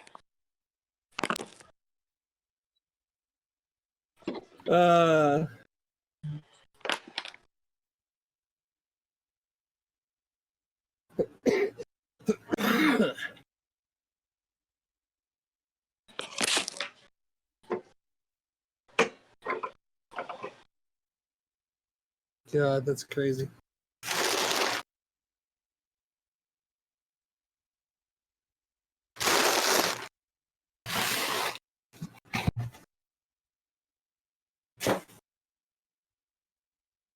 Oh yeah, and to put it into comparison or put it into perspective, yeah, it's freaking huge.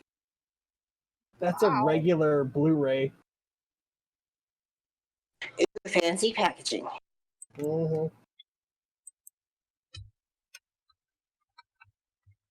All right. Oh shit. Yeah, whatever. Get over there. All right, this one is January 8th, 2020.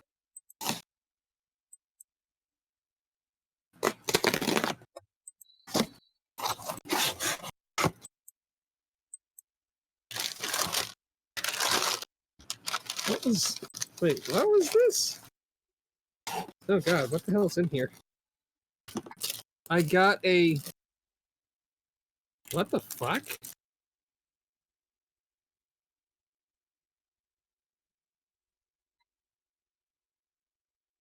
I got some, like, little dude on a shield? That's a thing? Oh, right. Because I started this journey and I couldn't not finish it. Attack on Titan. Oh, Attack on Titan. I haven't even watched season 2, but I was like, I better get season 3 before it goes out of print. What I find really interesting, part 2 is going to be obviously not as big because it looks like it's made to fit right through here. So that's cool. I mean, I'll get to it eventually. Oh, today I got to the episode where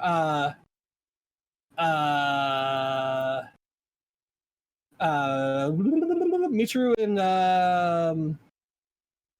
Satsuno appears too, but it's Aruna. Their talismans appear at the seaside chapel. I meant to tell you that. Nice, man. I got to that episode. It was like, they're like, oh, what cruel fate! We were the ones carrying the talismans that we were hunting for all along. Damn you, Sailor Moon! Damn you! They had to go through their trials to be worthy of the talisman. Which, I mean, legitimately means that we're not far from Super Sailor Moon. I think it's like the next couple episodes, because Setsuna's there at the thing. Okay, this one was postmarked. I don't think I have a postmark on this one. But they sent it UPS. What? Well, that's interesting. What would... How do you normally get them? Normally this company, Right Stuff, sends them to me via postal service because they're in Grimes, which is just west of Des Moines. Okay. But this one got sent UPS. And I don't really know why it got sent UPS. Extra special, maybe? Yeah, I guess we're going to find out.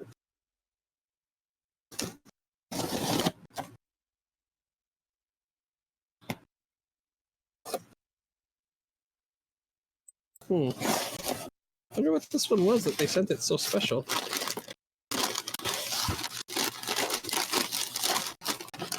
Oh!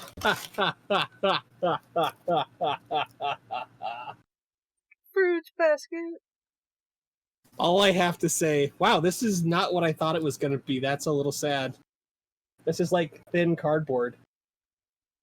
It's not even, I thought it was going to be chipboard. They did it in a cardboard box. I mean, that's okay.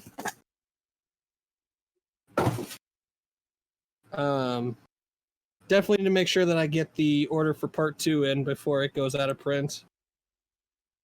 Still haven't even watched season 1 yet. This is just part 1 of season 1. I have so many coffee mugs. I have so many coffee mugs. Same.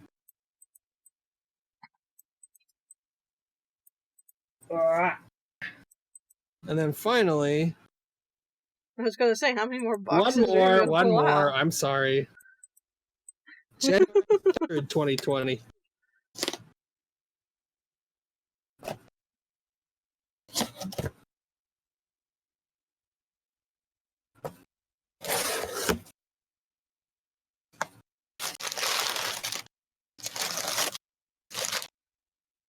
What shit did I order? Well, that's a thing. So I apparently own Trigon the movie. I didn't even know there was a Trigon movie, but I bought it, so there you go. There's a Trigon movie? Apparently, it's called Badlands Rumble. I barely remember the show these days. 90 minutes of intense donut-eating action. I'm sure it'll be fine.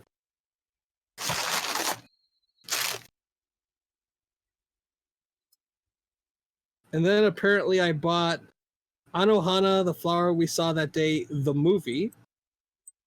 So that's a thing. I'm pretty sure that somewhere in my pile I have Anohana, the flower we saw that day, the TV show. So this is, I'm assuming, like the follow-up to the TV show? I'm not sure, actually. It's a full-length movie, though. It's 99 minutes. So... That's cool. There's not a lot of stuff I'll buy from Aniplex, but this is definitely, one of those things. Yeah. And then we have... What do we got here? Another Ritsu sticker. I'm going to have to find a place to put those Ritsu stickers.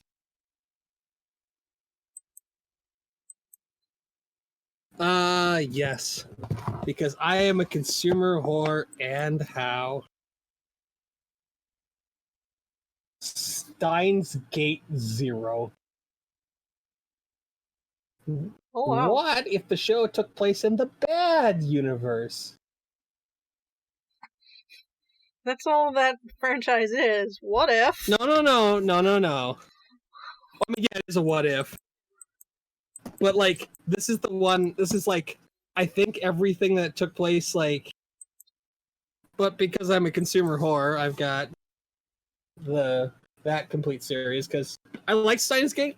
I actually really did enjoy it. Okabe's kind of a cool dude. And then apparently this was one of the things that was like super sale. What is this called? Riddle Story of the Devil, Akuma no Riddle. I don't know that I think one. I paid like $10 for it. I was like, Well, that's pretty cheap. I think it's DVD only. Yeah, it's so old, it's DVD only. No Blu-ray. Have fun watching that. Well, excuse me, princess. And I think that should be everything. Oh, what was this? I got a 0 out of what? What is that? 0 out of 1. Oh, that's Badlands Tremble. Quantity, packed, back ordered. Oh. What was back ordered? Oh, that was the Attack on Titan, which I got later. Yeah. Okay. I can dig it. Alright. Yeah. So that's all the shit I ordered like last month and then never did anything with.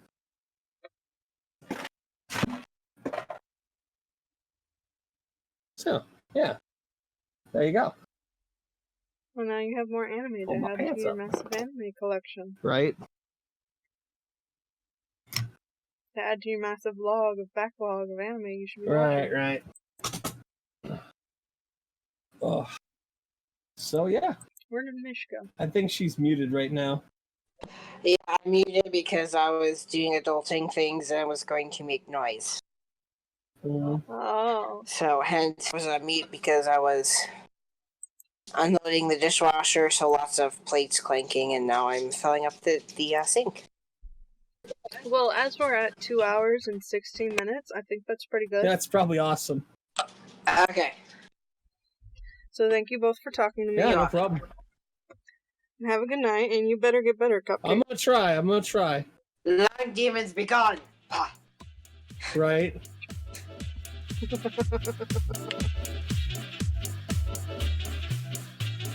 Thank you once again for listening to the Super Happy Fun Jabbertron Tea Party Podcast. Did you enjoy the show?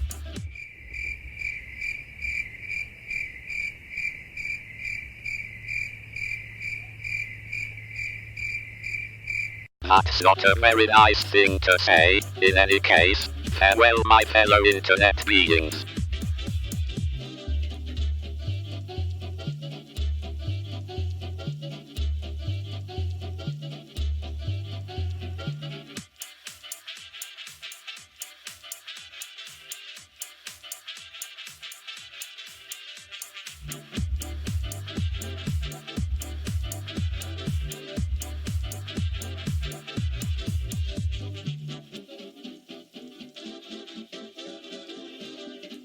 Alright, bye. Bye. Whoops.